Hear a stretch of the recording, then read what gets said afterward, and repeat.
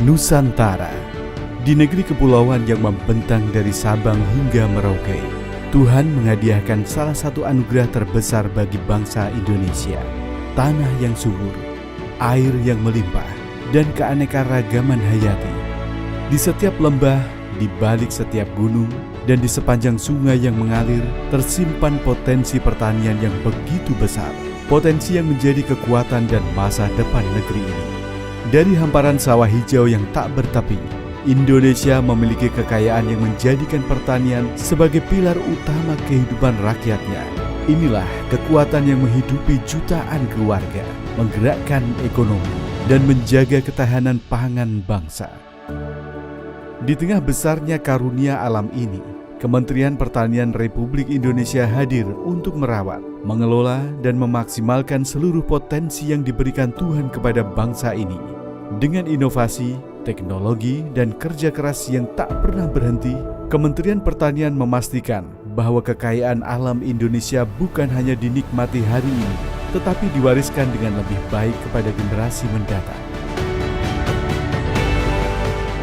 Dengan pengalaman yang begitu panjang, Kementerian Pertanian selalu melakukan pembaharuan dari aspek pelayanan hingga aspek pengelolaan di lapangan. Kementerian Pertanian tak pernah berhenti untuk menjadi lebih baik. Kemajuan pesat juga ditunjukkan pada pemerintahan Presiden Prabowo dan Wakil Presiden Gibran Raka Buming Raka. Di bawah kepemimpinan Menteri Pertanian Andi Amran Sulaiman dan Wakil Menteri Sudaryono, Kementerian Pertanian Republik Indonesia berhasil menjaga kestabilan pangan bangsa, peningkatan produktivitas, dan kesejahteraan petani di Indonesia.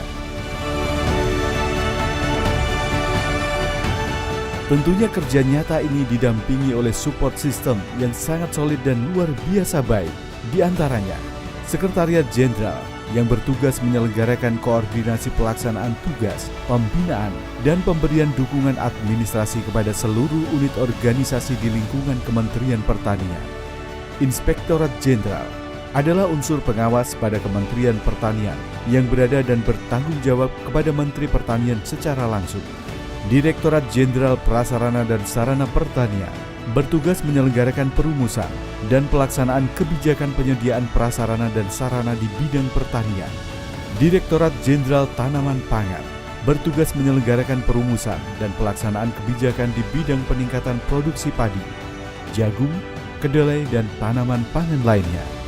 Direktorat Jenderal Hortikultura bertugas untuk merumuskan dan melaksanakan kebijakan di bidang peningkatan produksi aneka cabai, bawang, aneka jeruk, dan tanaman hortikultura lainnya.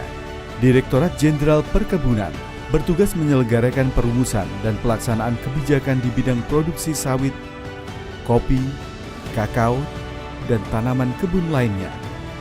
Direktorat Jenderal Peternakan dan Kesehatan Hewan yang bertugas menyelenggarakan perumusan dan pelaksanaan kebijakan di bidang peningkatan populasi dan produksi ternak serta kesehatan hewan.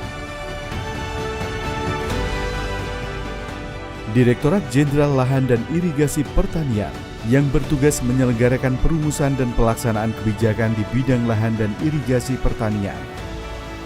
Badan Perakitan dan Modernisasi Pertanian yang bertugas merancang, merakit, dan mengakselerasi penerapan teknologi pertanian modern di seluruh Indonesia.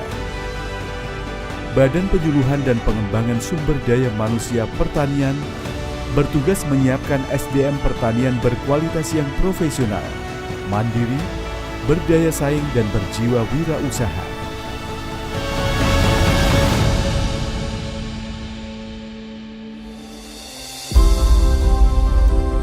Selain dengan support system yang sangat lengkap dan sangat baik, pemerintah Indonesia pada saat ini memiliki program Astacita sesuai arahan Presiden Prabowo Subianto yang bertujuan untuk memperkuat pertanian dan perekonomian negara. Program tersebut diantaranya adalah Brigade Pangan hadir dengan semangat gotong royong dan kerja cepat. Brigade Pangan bergerak membawa solusi, mulai bantuan benih, pupuk, alat, dan mesin pertanian, hingga pendampingan teknis bagi petani di seluruh pelosok negeri. Kini, wajah pertanian Indonesia telah berubah.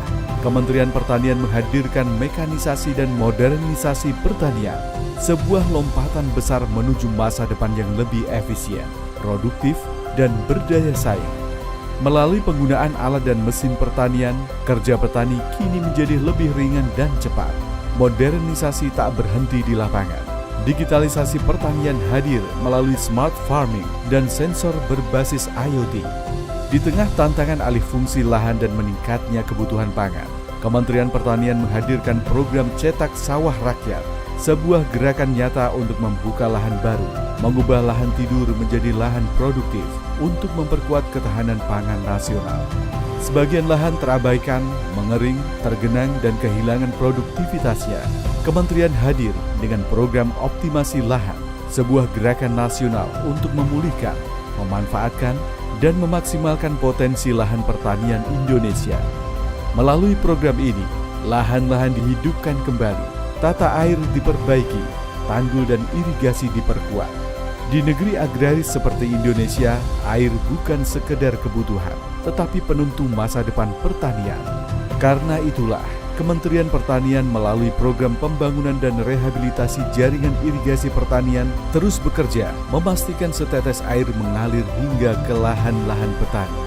Melalui hilirisasi, setiap hasil panen tidak lagi berhenti di sawah atau ladang. Lebih dari itu, pertanian adalah tentang membangun nilai tambah dari hasil bumi menjadi kekuatan ekonomi bangsa. Produk pertanian diproses menjadi produk olahan yang berdaya saing dan bernilai lebih.